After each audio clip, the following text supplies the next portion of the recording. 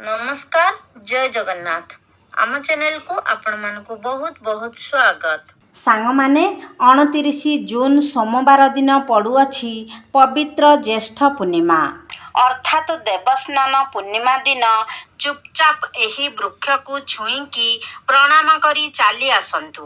ତତ୍କାଳ ହିଁ ଆପଣଙ୍କର ସମସ୍ତ ଦୁଃଖ କଷ୍ଟ ଦୂର ହୋଇଯିବ। ଆପଣଙ୍କର ସମସ୍ତ ମନସ୍କାମନା ତୁରନ୍ତ ହେବ ପୂର୍ଣ୍ଣ। ଆଜିର ଭିଡ଼ିଓରେ ମୁଁ ବାସ୍ତୁଶାସ୍ତ୍ର ଏବଂ ଜ୍ୟୋତିଷ ଶାସ୍ତ୍ର ଅନୁସାରେ ତିନୋଟି ବୃକ୍ଷ ବିଷୟରେ କହିବି, ଯାହାକୁ ଏହି ପୂର୍ଣ୍ଣିମା ଦିନ ସନ୍ଧ୍ୟାରେ ଛୁଇଁଦେଲେ ଆପଣଙ୍କ ଘରୁ ଦରିଦ୍ରତା ଦୂର ହୋଇଯିବ।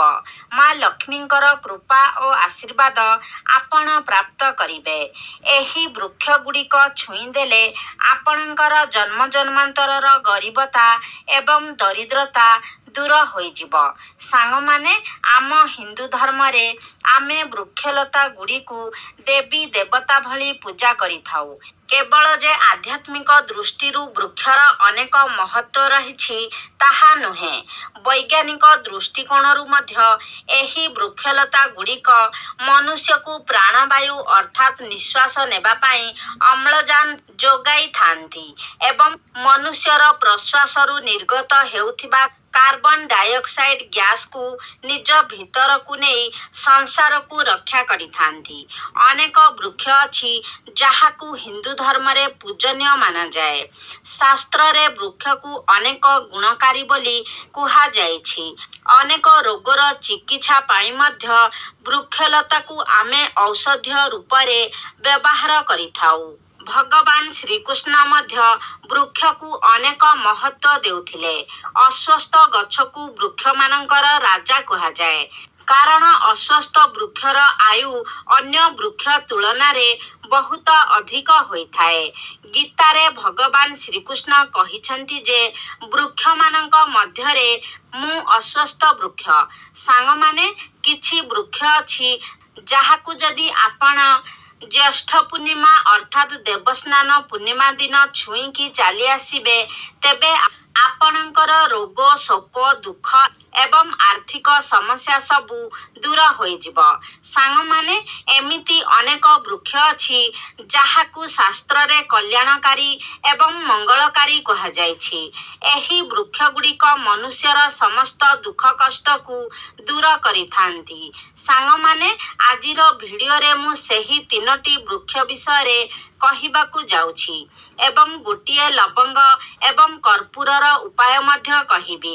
ଏହାଛଡ଼ା ଏ ଗଛ ନିକଟରେ କେଉଁ ଭୋଗ ଆପଣ ଚଢ଼ାଇବେ ତାହା ମଧ୍ୟ କହିବି। ସବୁକିଛି ଜାଣିବା ପାଇଁ ଭିଡ଼ିଓଟିକୁ ସ୍କିପ୍ ନ କରି ଶେଷ ପର୍ଯ୍ୟନ୍ତ ନିହାତି ଦେଖନ୍ତୁ ଏବଂ ଚ୍ୟାନେଲଟିକୁ ସବସ୍କ୍ରାଇବ୍ କରି କମେଣ୍ଟ ବକ୍ସରେ ଶ୍ରଦ୍ଧା ଓ ଭକ୍ତିର ସହ ଜୟ ମା ଲକ୍ଷ୍ମୀ ନିଶ୍ଚୟ ଲେଖନ୍ତୁ। ସାଙ୍ଗମାନେ, ପରିଶ୍ରମ କରିକି ହିଁ ଆପଣ ଧନ ରୋଜଗାର କରିପାରିବେ, ତାହା ତ ଠିକ୍ କଥା, କିନ୍ତୁ ବେଳେବେଳେ କ'ଣ ହୁଏ ନା, ପରିଶ୍ରମ କଲା ପରେ ମଧ୍ୟ ଆମକୁ ତାର ଫଳ ମିଳିନଥାଏ। ଆମେ ଜୀବନରେ ନିରାଶାର ଅନୁଭବ କରିଥାଉ।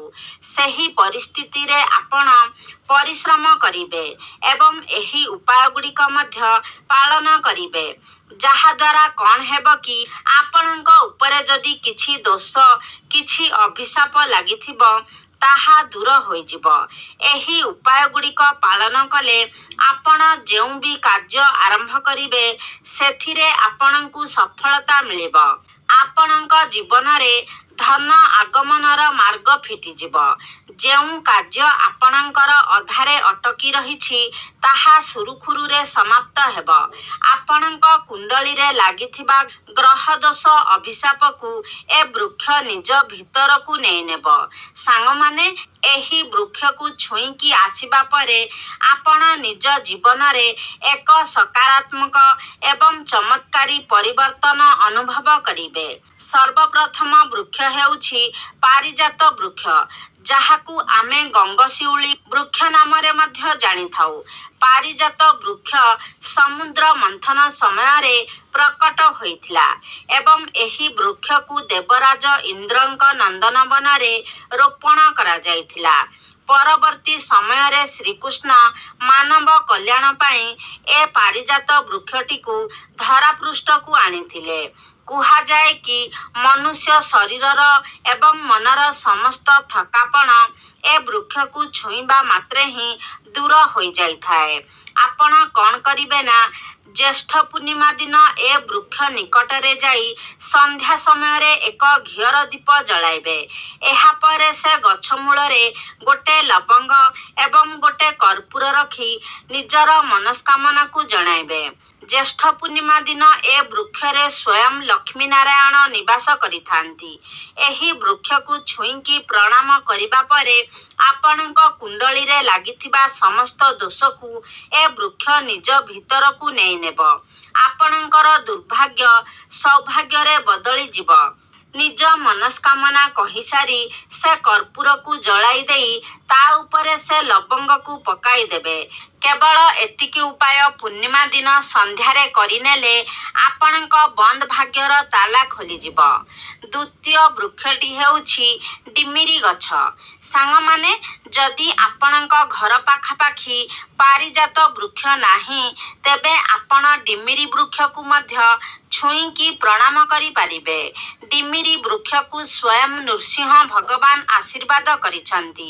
ଜ୍ୟେଷ୍ଠ ପୂର୍ଣ୍ଣିମା ଦିନ ସନ୍ଧ୍ୟାରେ ଆପଣ ଡିମିରି ବୃକ୍ଷ ମୂଳରେ ଯାଇ ଏକ ଘିଅର ଦୀପ କିମ୍ବା ରାଶି ତେଲର ଦୀପ ନିଶ୍ଚିନ୍ତ ଜଳାନ୍ତୁ। ଏହାପରେ ଗୋଟେ କର୍ପୂର ସେ ଗଛ ମୂଳରେ ଜଳାଇ ସେ ଜଳୁଥିବା କର୍ପୂରରେ ଗୋଟେ ଲବଙ୍ଗ ପକାଇ ଦିଅନ୍ତୁ।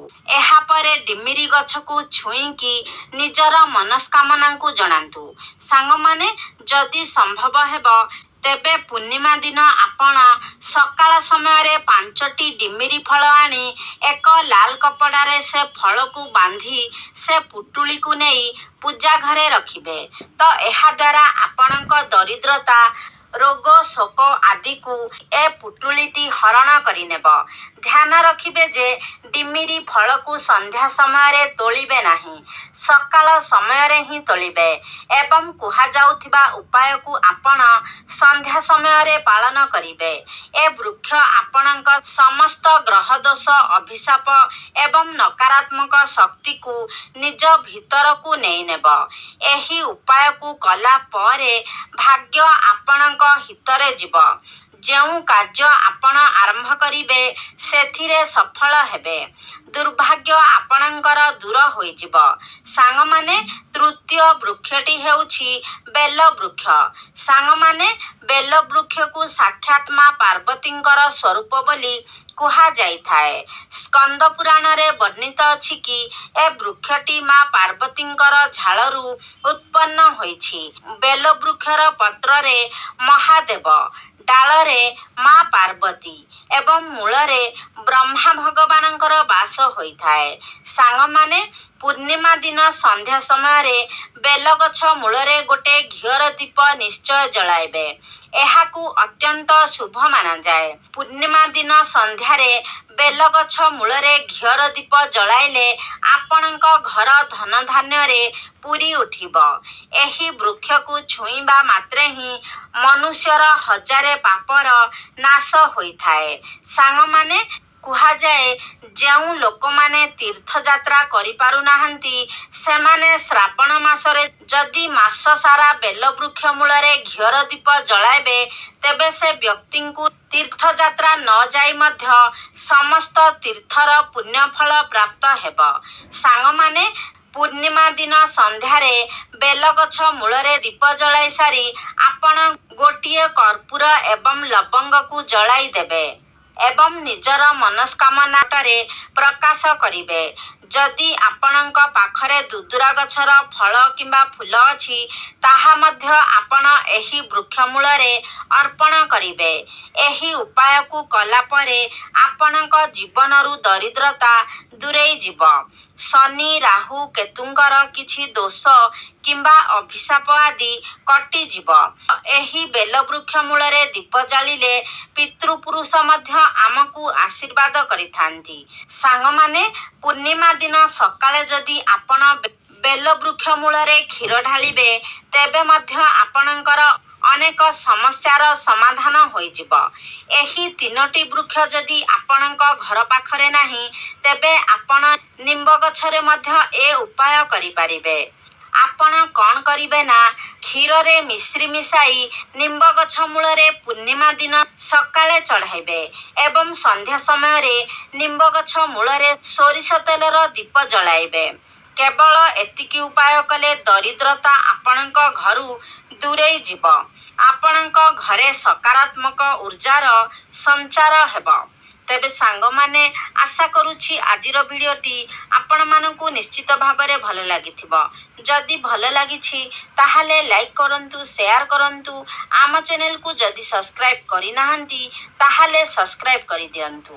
ଏବଂ କମେଣ୍ଟ ବକ୍ସରେ ଭକ୍ତି ଓ ଶ୍ରଦ୍ଧାର ସହିତ ଜୟ ମା ଲକ୍ଷ୍ମୀ ନିଶ୍ଚୟ ଲେଖନ୍ତୁ।